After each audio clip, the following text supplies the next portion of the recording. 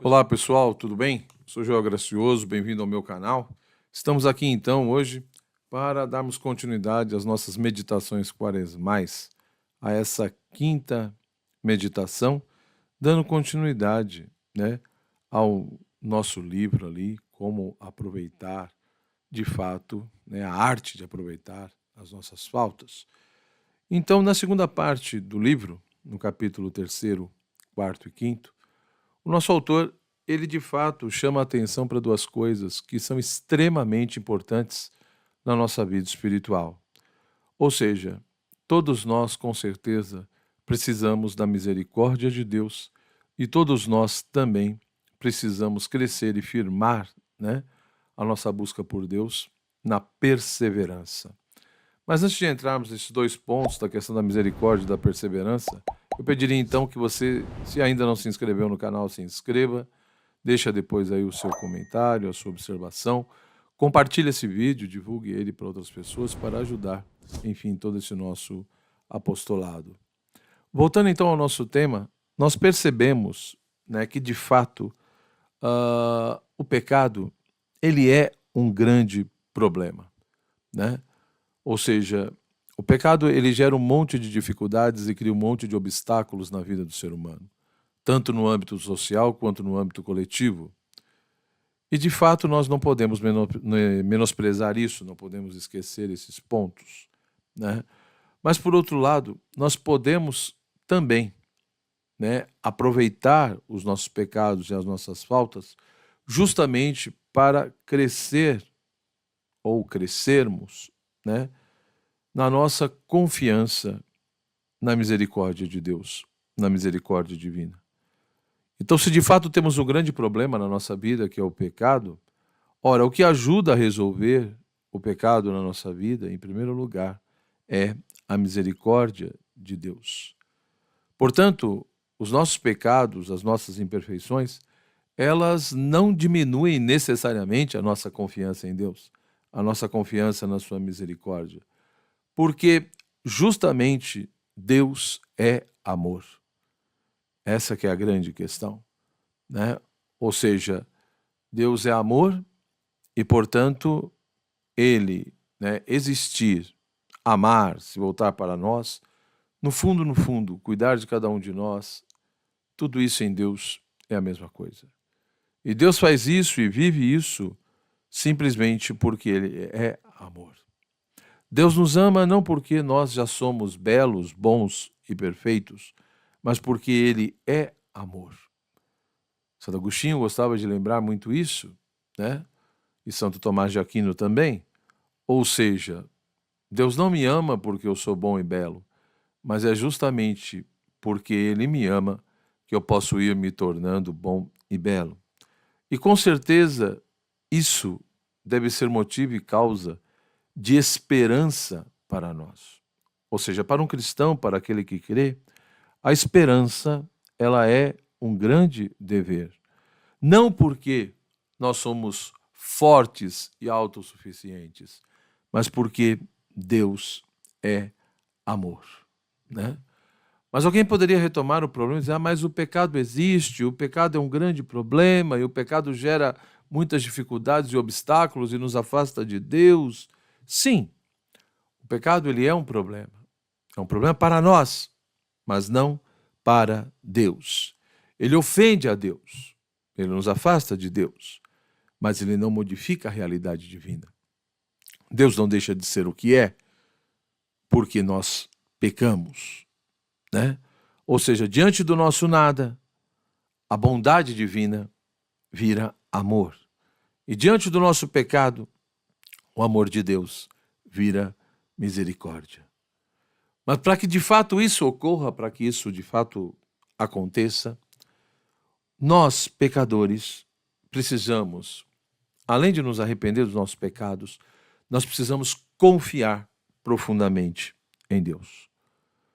Nós não podemos esquecer como que no Sermão da Montanha, nosso Senhor, ele falou tantas bem-aventuranças, e a quinta bem-aventurança é justamente essa, Bem-aventurados os misericordiosos. Mostrando, portanto, que a misericórdia é a bondade de Deus. A misericórdia divina é justamente essa expressão da sua bondade, né? Ou seja, Deus, na sua essência mais íntima, ele é misericórdia. A misericórdia é a bondade, e a misericórdia e a bondade, ela está presente justamente nessa relação de Deus para com a nossa miséria. Assim, nas nossas quedas, as nossas quedas e as nossas faltas podem se transformar em ocasião de manifestação e glorificação da bondade de Deus e da misericórdia de Deus, né? Portanto, as nossas faltas, elas nos devem fazer não só termos esperança, mas também ter essa espera profunda do perdão de Deus. Justamente porque quando nós pensamos nessa realidade da misericórdia, a misericórdia sempre pressupõe a presença de uma miséria, de um miserável.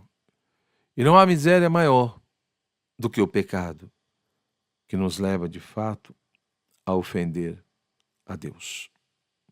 Porém, depende de nós que nossas faltas sejam uma ocasião, um momento oportuno para que Deus realmente manifeste a sua bondade e a sua misericórdia. E isso é possível justamente, como o nosso autor lembra no livro, porque Deus, ele não confunde o pecador com o pecado. Deus, de fato, ele persegue o pecado com ódio, mas ele atinge e busca o pecador com a misericórdia. Justamente porque é aquilo que Jesus lembra constantemente no seu evangelho, na boa nova da salvação que ele veio nos trazer e realizar. São os doentes que precisam de médico, e não sãos. Aqueles que estão saudáveis, aqueles que não têm enfermidade, precisam de médico para quê? Mas justamente são os enfermos, os doentes, os miseráveis, os pecadores, são esses que precisam de nosso Senhor, que é o médico dos médicos. Portanto, quando nós olhamos para Jesus, se por um lado ele tem, evidentemente, todo o seu amor exigente, todo o seu olhar de justiça, mas por outro lado, como o autor no livro lembra, nós temos o Sagrado Coração de Jesus. Ali que é fonte de cura, de transformação, de sermos acolhidos profundamente por Ele e tentarmos imitar nas nossas vidas os mesmos sentimentos do coração de Cristo. Ou seja, as revelações que foram feitas sobre o Sagrado Coração de Jesus nos encoraja, ou seja, encoraja o pecador a ter confiança, porque de fato o Sagrado Coração de Jesus mostra de maneira tão íntima o amor de Deus para conosco, o carinho de Deus, a bondade de Deus, a misericórdia de Deus. Portanto, é preciso ter uma alma confiante, mesmo que ainda seja cheia de tantas faltas, inclinações, más, imperfeições, etc. Por quê? Porque realmente as nossas quedas, as nossas misérias podem se transformar no grande trono da misericórdia de Deus. Da mesma forma que, ao entendermos isso e vivenciarmos isso, nós vamos vendo que as nossas imperfeições, a persistência delas e o fato de Deus continuar sendo Deus e continuar nos tratando com toda a misericórdia, as nossas próprias imperfeições e misérias são um motivo profundo para não desconfiarmos do amor de Deus. Porque se somos tão imperfeitos e continuamos caindo ainda tanto, E Deus continua de braços abertos, esperando o nosso retorno para nos perdoar. Então, essa própria presença da miséria e das imperfeições mostra que, mesmo ofendendo a Deus, Ele continua sendo amor, Ele continua nos amando, né? E dependendo como a gente lida com tudo isso, nós podemos dar a Ele toda essa oportunidade para manifestar a sua bondade e misericórdia. E assim, irmos amadurecendo espiritualmente e tentando pecar e cair cada vez menos. Por isso que, nessa arte de aproveitar as próprias faltas, tudo isso também pode nos ajudar, como ele diz no capítulo 5, a ficarmos mais firmes na perseverança, né? Ou seja, a experiência das nossas faltas, elas podem colaborar profundamente para que a gente vai perseverando nessa busca da verdade, nessa busca por Deus, nessa busca pela vida eterna. Por quê? Porque nessa quantidade de quedas, de experiência, que vai nos marcando tanto, né, e vai gerando todo um sabor amargo na nossa vida, essas quedas, ao mesmo tempo vai nos tornando mais prudentes. Por quê? Porque vamos compreendendo melhor, vamos tendo um conhecimento maior das nossas fraquezas, das nossas limitações, né? E através disso mostrando como que de fato, se nos arrependermos e confiarmos em Deus, podemos, através disso, nos aproximarmos cada vez mais da sua bondade e misericórdia. Mas a questão é que tudo isso também vai nos levando cada vez mais a sermos mais precavidos, a sermos mais cuidadosos, né? E, portanto, isso é óbvio que nos ajuda a não desistir e a perseverarmos no caminho de Deus. E, principalmente em todo esse processo, nós vamos entendendo e vivenciando cada vez mais a importância de aprender a confiar cada vez mais em Deus e a desconfiar de nós. Muitas vezes nós caímos e vamos piorando a situação porque temos um conceito muito elevado de nós mesmos e porque confiamos excessivamente em nós, não levando em consideração fraquezas, limitações, né, etc, etc.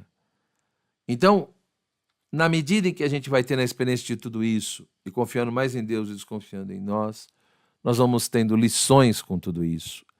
E o autor nos diz no texto que a primeira lição que tudo isso nos ajuda é nos tornar cada vez mais vigilantes, cuidadosos, precavidos, onde a gente procura ver as causas que nos levam a pecar, né? A sermos menos levianos, mas principalmente a fugir das ocasiões de pecado e não ficar ali voluntariamente tolerando e escolhendo por situações que nos levam muitas vezes a fazer coisas que não deveríamos. Da mesma forma também vai nos ensinando e mostrando a importância de sermos fiéis, de termos toda uma fidelidade aos meios que Deus nos dá para sermos perseverantes, né? Quais são esses meios? Evidentemente, a graça de Deus em primeiro lugar, se abrir à graça, não resistir à graça, colaborar com ela, né? E, portanto, se eu quero a graça, eu preciso cultivar a vida de oração. A graça vem pela oração, suplicar a graça pela oração e principalmente pelos sacramentos, pela recepção dos sacramentos, né? A confissão, principalmente, se eu já sou batizado, crismado, então busque a confissão, né? Se você já é batizado. Depois a Santa Missa, a Eucaristia, isso é muito importante. A recordação, as recordações humilhantes, né? Quando a gente fica lembrando realmente determinadas coisas que são amargas, que nos humilham, mas que nos ajuda a lembrar quem é Deus e quem somos nós, né?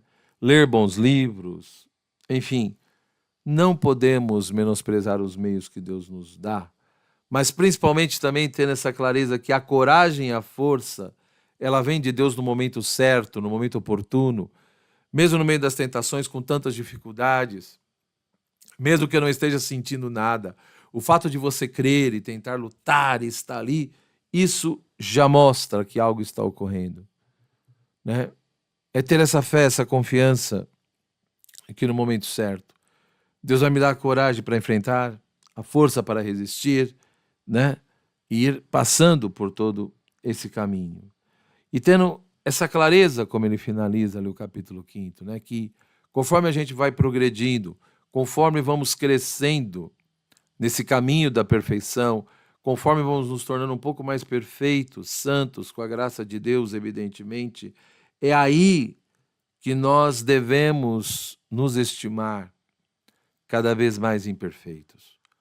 Quanto mais a gente cresce e amadurece espiritualmente, quanto mais caminhamos na via da perfeição, mais devemos lembrar das nossas imperfeições e limitações, justamente porque a soberba é muito sutil, né? Por isso que é fundamental, é extremamente útil, né, para a gente poder combater as tentações e tantas coisas, lembrar dos tormentos que nós sofremos, dos remorsos que tivemos quando caímos em determinadas faltas e pecados. Então não é lembrar para ficar se condenando, para ficar judiando de si mesmo, não. Mas é lembrar um pouco aquele tormento e remorso que você teve quando caiu naquele pecado, porque aí isso vai te mostrar que, olha, realmente não vale a pena. Lembra a tua imperfeição, lembra a tua fraqueza, lembra a misericórdia e lembra que nada disso vale a pena e vai te dando toda uma força. Então, realmente, se nós soubermos aproveitar as nossas faltas, até delas, nós podemos, através delas, nos aproximar e confiar cada vez mais da misericórdia de Deus, que é a grande tábua de salvação, que é a grande fonte de cura dos nossos pecados, e também, ao mesmo tempo, vamos descobrindo, ficando cada vez mais firme na perseverança, né? Não deixando o desânimo, né, tomar conta do nosso coração, até chegar ao ponto de desistirmos de tudo.